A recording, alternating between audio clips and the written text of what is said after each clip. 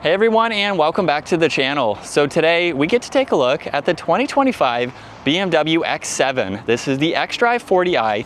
It's finished off in Tanzanite blue metallic, and its MSRP is just over $102,000.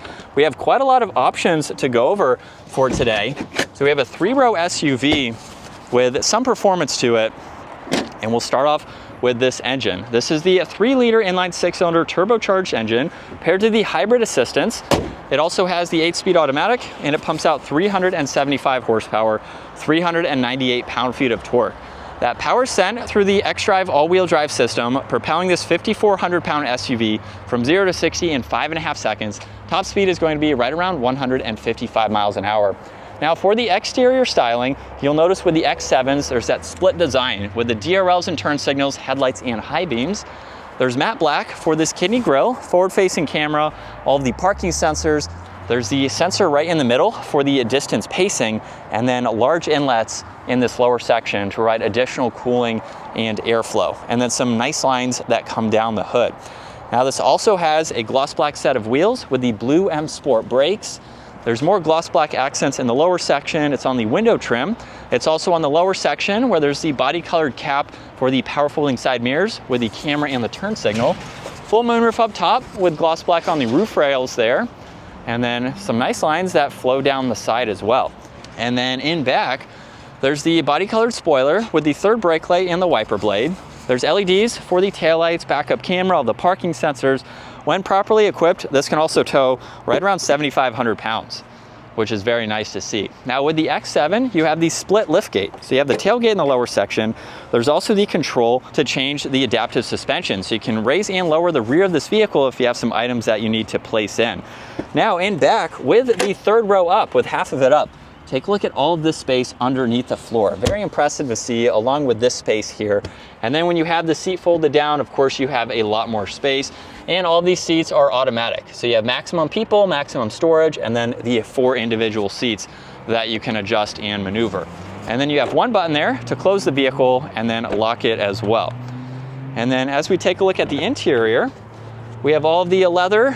There's also the sunshades, so you can control both windows along with the moonroof and the one in the back there, just depending on what you would like. And we have captain's chairs for this model. In order to get into third row, you do have to move that backrest. The seat will work its way forwards, giving you space to hop in the back, where we have some more controls for this third row. And at 5'10", it's not all that bad. You would have to have these seats move forward a little bit. You get ambient lighting, you get an armrest with cup holders. These are even heated seats with all the climate adjustments and a sunshade there. There's also Alcantara for the entire headliner there. So definitely doable if you need to ride around. And then you just need to wait for this seat to move back into its position there. So while it's moving back, we can look at the back of the seat where you have the adjustments to charge and attach tablets. There's a storage pocket. Along with the vents, you get heated seats, all the climate adjustments, storage, auxiliaries, and cup holders. There's also armrests too, and you have a lot of space for the second row. So very plentiful to ride around there.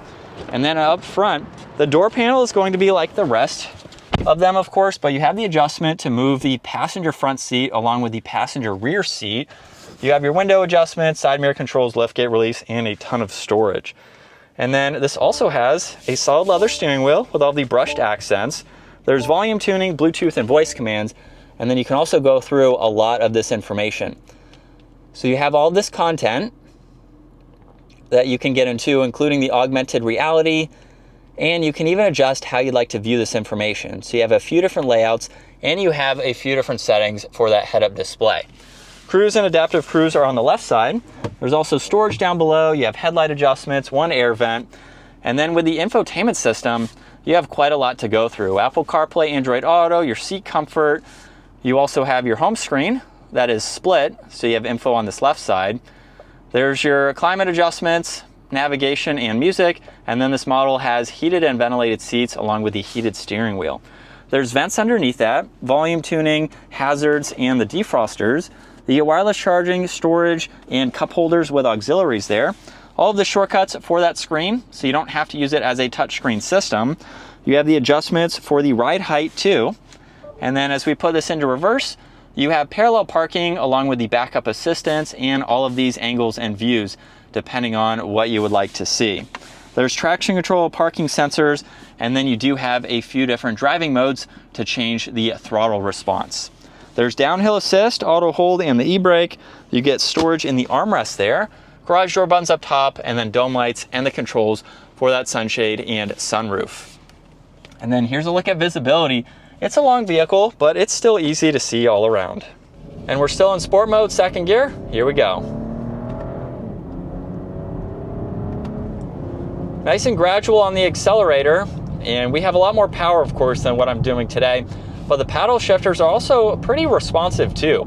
I like that in my X5. It's not a performance-oriented version like the M60 would be, or the competition even, but the paddles are super responsive and it gives you a nice sporty feel while you are driving this. But this is what it's like to be behind the wheel of the X7. Looks very similar to the X5s that I've reviewed in the past as far as the 25-year models go.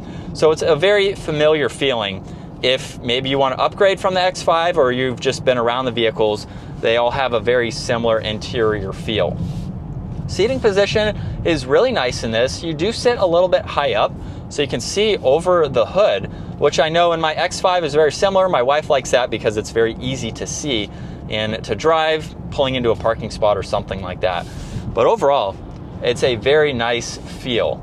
If you want a luxury vehicle, one that's going to be super quiet too, this is a great road vehicle that we have experienced. So when we go on several hour trips, it's a nice place to be. We have the massaging seats in our X5, which are nice to use. And again, as far as this maneuverability goes, we have a pretty big road here, so it's not hard right here, but it doesn't feel that big to where it's easy to drive. And as we give it one last acceleration, let's just go into Eco Pro or Eco. That way I can talk about the throttle input differences. So giving it an acceleration, you can still use the paddles, but we don't have quite as much throttle, which is to be expected having the different modes. So it's nice just depending on how you want to drive, you can use those. But that is going to wrap it up for the 2025 BMW X7 xDrive40i. Once again, huge shout out to Hendrick BMW Northlake for providing this SUV for me today. Take a look at their website, give this video a huge thumbs up if you enjoyed it, and consider smashing that subscribe button so you can stay up to date with our daily uploads. I will see you all in the next video.